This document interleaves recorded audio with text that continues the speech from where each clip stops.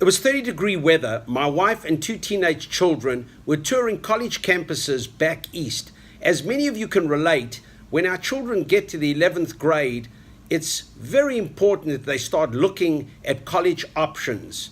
Where will they go? What are their interests? My dear friends, the pressure that is put on our children today is absolutely absurd.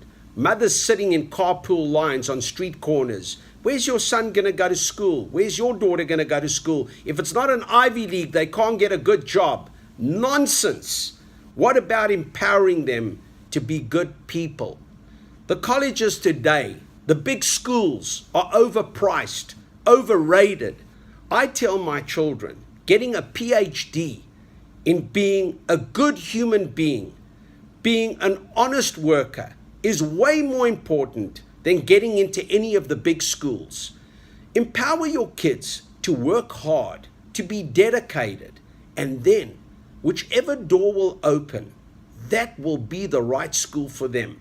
You hear parents hiring counselors, trying to get an extra edge because it's important that our son or daughter will get into Yale or Harvard or Stanford because the neighbor's child went there, and we can't let our kid go to anything less than that.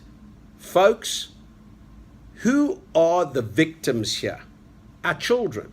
And it's up to us to change that, to brighten the future, to make our children realize that it's not the toxic, mighty power of Wall Street and the arrogance of these CEOs that are so honest in business.